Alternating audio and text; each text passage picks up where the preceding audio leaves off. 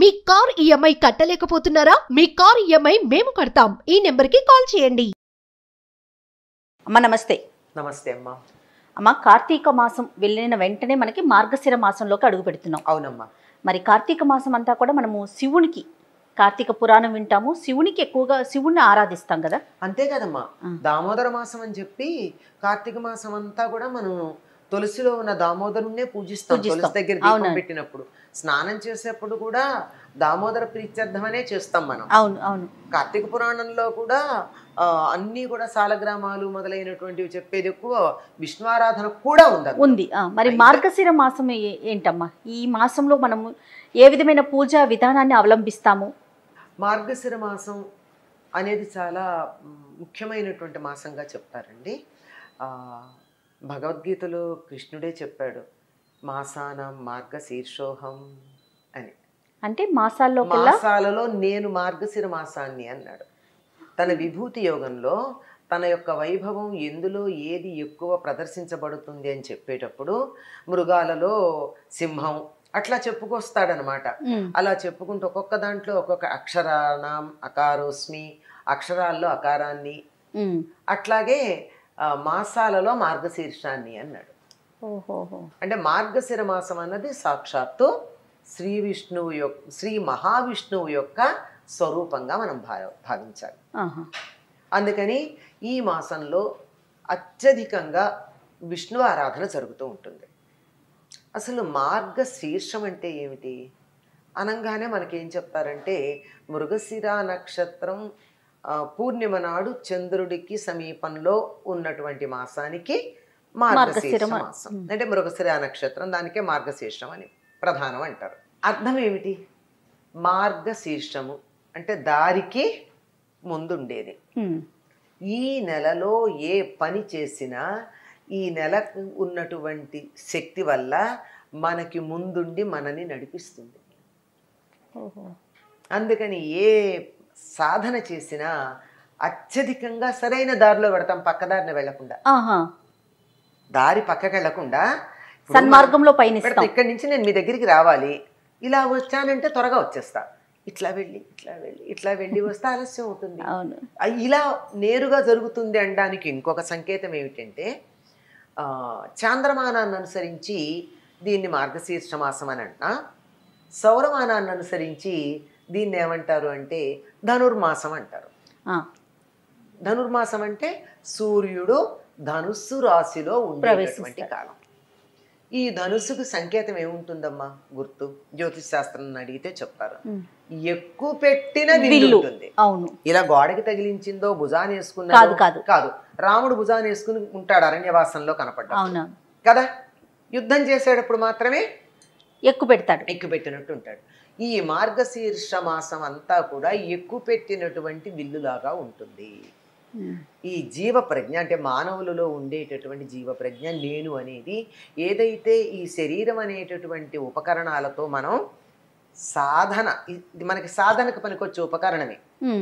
మనకి చేతిలో ఉన్నటువంటి చీకట్లో పెడితే కాగడానో టార్చ్ లైటో లాగానే మన ఆత్మకి సాధన చేయడానికి శరీరం ఒక ఉపకరణం, ఒక సాధనం. ఇటువంటి ఈ సాధనం ద్వారా చేసేటటువంటి సాధన ఏదైతే ఉందో అది ఎక్కువ పెట్టిన వింటి నుండి వెళ్ళే బాణంలాగా నేరుగా పక్కకెళ్లకుండా లక్ష్యానికి వెళ్ళి చేరుకుంటుంది. అందుకని ధనుర్మాసంలో మన లక్ష్యం ఏదైతే ఉందో దాని వైపు సాధన చేయమని చెప్తారు. ఈ ధనుర్మాసం ఈ మార్గశిర మాసం దరిదాపుల్లో కలుస్తూ ఉంటాయి, కొంచెం అటు ఇటుగా. మళ్ళీ సమన్వయం ఎలాగూ సంక్రమణం రోజున చేసుకుంటూ ఉంటాము. ఈ సంక్రమణంలో సమన్వయం చేయడం, ఇక్కడ తేడా వస్తే రెండేళ్లకు ఒకసారి, అంటే 2 ఏళ్ల తర్వాత 3 ఏళ్లకు ఒకసారి అధిక మాసం అని చెప్పి మళ్ళీ అడ్జస్ట్మెంట్ చేసుకోవడం, మనం చాంద్రమానానికి సౌరమానానికి మధ్య సమన్వయం చేసుకుంటూ ఉంటాం. అటువంటిది ఇక్కడ ఈ రెండు కలిసి వస్తాయి గనక నేను దారిలో ముందుంటానని చెప్పడం. ఇదేమో ధనుర్మాసం అవ్వడం. ఎలా ఉంటుందంటే, వింటికి ఎక్కువ పెట్టిన బాణం కొస ఎట్లా ఉంటుంది, ఇది ఇలా వెనక్కి వచ్చే బాణం ఇలా ఉండి ఈ బాణానికి ఇటు నుంచి ఏవో రెక్కలు కడతారు తేలిగ్గా వెళ్ళడానికి. ముందు మాత్రం ఒక చిన్న ఇలా కొస తేరిన ఇనప ములుకు పెట్టుంటుంది. అవును. ఈ మార్గశీర్షానికి ఏముంటుంది, ఈ ములుకు పెట్టినట్టు పాయింటెడ్గా ఉంటుంది, సరిగ్గా వెళ్ళి టార్గెట్కి తగులుతుంది. అందువల్ల ఈ నెలంతా చక్కగా వీలైనంత సాధన చేయండి. కొంచెం చేసినా ఫలితం ఉంటుంది. పైగా ఇప్పుడు చేస్తే ఫలితం ఎందుకు ఉంటుంది అన్నది మనకి మరొక దృష్టితో కూడా పెద్దవాళ్ళు చెప్పారు.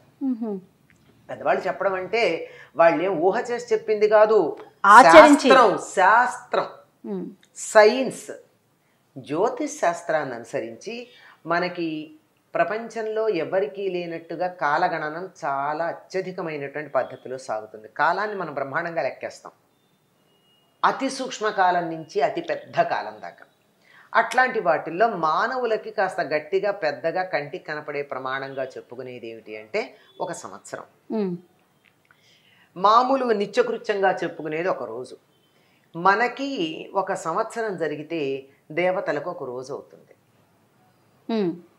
ఉత్తరాయణం అంతా వారికి పగలు, దక్షిణాయనం అంతా రాత్రి. ఇక్కడ ఉత్తరాయణం ప్రారంభం కాబోయే సమయం ఇది. దక్షిణాయన పుణ్యకాలంలో నిద్రకి, యోగ నిద్ర అనుకోండి, భగవంతుడికి కాలస్వరూపుడైనటువంటి విష్ణువు యోగ నిద్రకు ఉపక్రమించిన కాలమైతే కార్తీక శుద్ధ ఏకాదశి నాడు ఆయన మేలుకుంటాడు.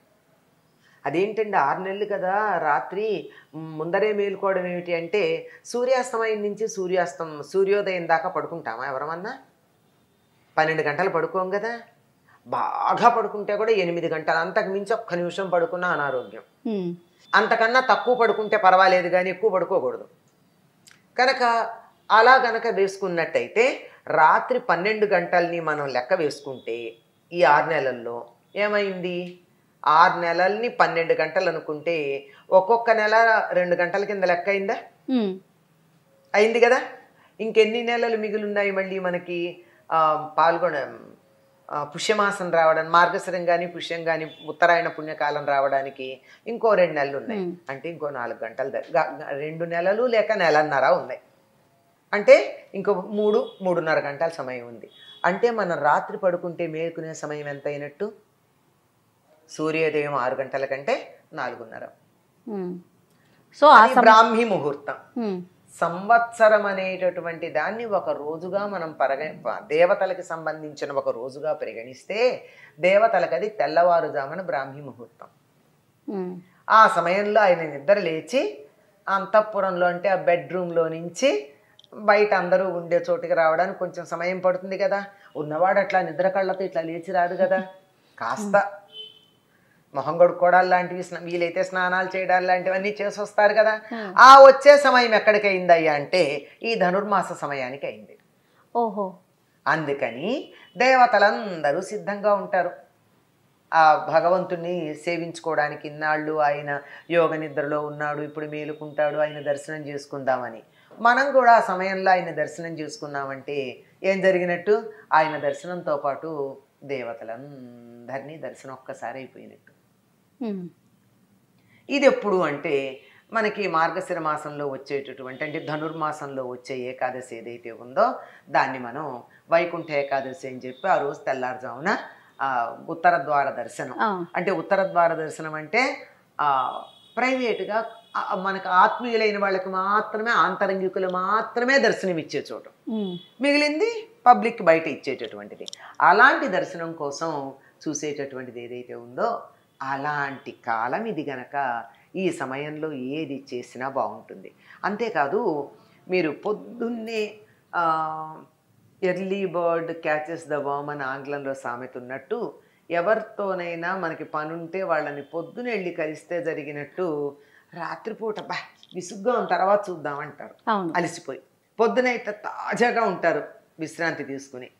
కనుక విష్ణువు దగ్గర మనం ఏదన్నా మొర పెట్టుకుంటే మన మొర ఆయన వినాలి అంటే తగిన కాలం ఏది?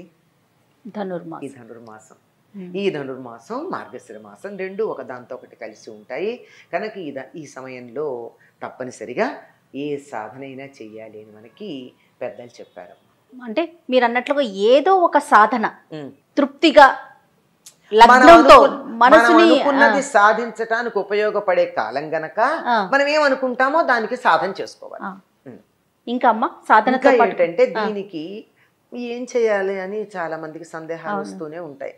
అలాంటి సందేహాలు వస్తే ఏమో మర్చిపోయినట్టున్నారు మీ సాధనా మార్గం అంతా నేను చూపిస్తాను అని చెప్పి భగవంతుడి యొక్క లీల అనుకోవచ్చు, విలాసం అనుకోవచ్చు. దరిదాపుల్లో 800 సంవత్సరాల క్రితం శ్రీవిల్లిపుత్తూరులో గోదాదేవి అనేటటువంటి ఒక ఆవిడ అని ఎలా చెప్పాలి అంటే ఒక దేవత అనాలి. ఎందుకంటే ఆవిడ అయోనిజగా ఉద్భవించి తాను ఒక సాధన చేసి లోకంలో జీవులందరికీ ఇది ఆదర్శంగా ఉంటుంది అని చూపించింది. ఏమిటి అంటే ఒక పాంచభౌతిక శరీరంతో ఉన్నటువంటి ఆ కన్య జ్యోతిస్వరూపంగా మారిపోయి శ్రీరంగనాథుల్లో శరీరంతో సహా ఐక్యమైపోయింది. ఒక్క నెల రోజులు చేసిన సాధనకి. ఏమిటంటే ఆవిడ ప్రతిరోజు సూర్యోదయానికన్నా ముందే లేచి, సూర్యోదయం అన్నది కూడా తక్కువ మాట, ఎప్పుడంటే ఎప్పుడో లేచి స్నానాధికాలు నిర్వర్తించుకుని ఈ మొదటి జాము అని చెప్పాను ఇందాక, ఆ జాము సమయానికల్లా ఆలయానికి వెళ్ళిపోవడం. అంటే మరి ఎప్పుడు లేచి ఉంటుందో, అప్పటికి పూలు ఎప్పుడు కోసిందో, ఎప్పుడు మాలలు కట్టిందో, ఎప్పుడు సిద్ధమైందో అవన్నీ. తానొక్కటి కాకుండా చెలులందరినీ తీసుకుని వెళ్ళి ఆ విధంగా చేసి ఆ నెలంతా కూడా రోజు ఒక్క పాసురం చొప్పున భగవంతుడి మీద చెప్పుకుంటూ సాధన చేసి సరిగ్గా ధనుర్మాసం పూర్తవుతూ ఉంది అనంగా మకర సంక్రమణం జరిగేటటువంటి రోజున, అంటే ధనుస్సు పూర్తయిపోయి మకర రాశిలో సూర్యుడు ప్రవేశించేటటువంటి రోజున ఆ తల్లి సాక్షాత్తు ఆ కాలస్వరూపుడైన నారాయణుడి అవతారమైనటువంటి రంగనాథుడిలో కలిసిపోయింది, ఐక్యమయ్యారు. ఆవిడ మనకు మార్గం చూపించింది కనుక అందరూ ఈ నెలంతా కూడా ఇలాగే ఎప్పుడో తెల్లవారుజామున 3:30-4 గంటలకి లేచి చక్కగా అన్ని పనులు చేసుకుని అమ్మవారికి భూనీలా సమేత గోదారంగనాథులను అర్చించుకుని పూజ అంతా అయ్యాక నివేదన చేసుకుని, కృష్ణుడు చిన్నవాడు కదమ్మా, లేస్తే ఆకలేదు చంటాడికి, అందుకని ముందు పొద్దున్నే ఏదన్నా కొంచెం వండి పెట్టేసి నైవేద్యం, ఆ తరువాత తులసికి పూజ చేసి తులసి దగ్గర దీపం పెట్టుకుని ఆ దీపము తులసి పూజ అయ్యాక నక్షత్రాలకు నమస్కారం చేయాలి. అంటే నక్షత్రాలు ఉన్నప్పటికే ఇదంతా అవ్వాలంటే ఎప్పుడు లేవాలో అది ఆ లెక్కనమాట. ఈ రకంగా చేస్తారమ్మా. పైగా ఇంత చేస్తే కూడా ఇది శీతాకాలం గనక నక్షత్రాలు 6 దాకా కూడా ఉంటాయి. అవునవును. చేత ఇలా చేయడం అన్నది సరిగ్గా ఆవిడ ఏ రకంగా దైవంలో లీనమైపోయిందో ఆ రకంగా లీనం అవడానికి తగిన సాధనకి అనుకూలమైన కాలం ఈ మార్గశీర్షం, ధనుస్సు 2 కలిసి వచ్చాయి కనుక. అమ్మ మరి వేకువజామునే లెగిసి చేయాల్సిన పరిస్థితి కదా, కొంతమందికి కుదరొచ్చు కుదరకపోవచ్చు, మరి వారి పరిస్థితి ఎలాగమ్మా? అమ్మ అందరికీ కుదురుతుందని ఎలా అనుకుంటామమ్మా? రాత్రి 12 దాకా డ్యూటీలు చేసే వాళ్ళు ఉంటారు, చంటి పిల్లల తల్లులు ఉంటారు, రోగులను చూసుకునే వాళ్ళు ఉంటారు, ఒకళ్ళని ఏం చెప్తాం. అవును, కుదిరిన వాళ్ళు చేస్తారమ్మా. కుదరినప్పుడు ఆ సమయానికి నమస్కారం చేసుకోండి, ఎవరు వద్దన్నారు? ఇంట్లో ఒకళ్ళు చేస్తారనుకోండి, మిగిలిన వాళ్ళు అక్కడ నమస్కారం చేసుకున్నా, కనీసం గోదాదేవిని తలుచుకున్నా, అది కాకపోతే పాసురాలు ఒక్కడ చదువుకోండి. రోజుకి స్నానం చేసి వీలైనంత త్వరగా స్నానం చేసి పాసురం చదువుకోండి. ఇది కూడా కుదరని వాళ్ళకి మా గురువు గారు గోదా వైభవం అని చెప్పి చక్కని కావ్యాన్ని అందించారు 30 రోజులకి 30 అధ్యాయాలతో. మేము ఉదయం వీలైనటువంటి వాళ్ళందరం ఈ పూజలు చేస్తాం, అందరికీ కుదరకపోవచ్చు. అట్లాంటప్పుడు సాయంకాలం తప్పనిసరిగా సాయంత్రం దీపం పెట్టుకున్న తర్వాత దేవుడి దగ్గర తులసి దగ్గర గోదా వైభవం ఒక అధ్యాయం, దరిదాపుల్లో 30 నుంచి 35 అట్లా ఉంటాయి పద్యాలు. అందులో గోదాదేవి యొక్క అనుభూతులు అవి అధ్యయనం చేసుకుంటాం. అది చేసినా ఇంతటి ఫలితమే ఉంటుంది. మనసు, భక్తి, శ్రద్ధ చాలా ప్రధానం. అవి లేకుండా యాంత్రికంగా ఇన్ని చేసి మనసు ఎక్కడో పెట్టుకుని పూజలన్నీ చేస్తే కూడా ఏం ప్రయోజనం, లాభం లేదు. పైగా ఆనాటి పరిస్థితులు వేరు, ఈనాటి పరిస్థితులు వేరు. ఆవిడికి పెళ్లి కాలేదు, ఇంకా కుటుంబ బాధ్యతలు లేవు, వంట చెయ్యక్కర్లేదు, పిల్లల్ని చూసుకోనక్కర్లేదు, చేసింది. మరి అవన్నీ చూసుకునే వాళ్ళు చెయ్యాలి అంటే చేయగలిగితే మంచిది. అవన్నీ చూసుకుంటూ కూడా తగిన ఏర్పాట్లు చేసుకుని సౌలభ్యాలు సౌకర్యాలు కల్పించుకుని చేస్తే చేయొచ్చు. అందరికీ కుదరకపోవచ్చు, కాలమాన పరిస్థితుల ప్రకారం కుదరట్లేదు కదా. ఎంతవరకు అంతవరకు చేసుకోండి, అంతవరకు చెయ్యండి. కనీసం పాసురం చదువుకోండి. వీలైనంత త్వరగా లేచే ప్రయత్నం చేయండి. దానికోసం వీలైనంత త్వరగా పడుకోండి. అది దానికోసం రోజంతా కార్యక్రమాలని క్రమబద్ధీకరించుకోండి. ఇది చెప్పేది. అవునమ్మా. ఇప్పుడు తెల్లారుదామున లేవాలి అంటే ఏమిటి జరుగుతుంది అంటే, లేస్తే సరిపోదు, రాత్రి పడుకోవడం, రాత్రి త్వరగా పడుకోవడానికి రోజులో ఉన్న కార్యక్రమం అంతా ఒక క్రమబద్ధంగా రావడం జరుగుతుంది. అది అందులో ఉన్న విశేషం. అట్లా చేసుకోవచ్చు, ఎంత వీలైతే అంత. తప్పకుండా అమ్మా. నమస్తే. నమస్తే అమ్మా.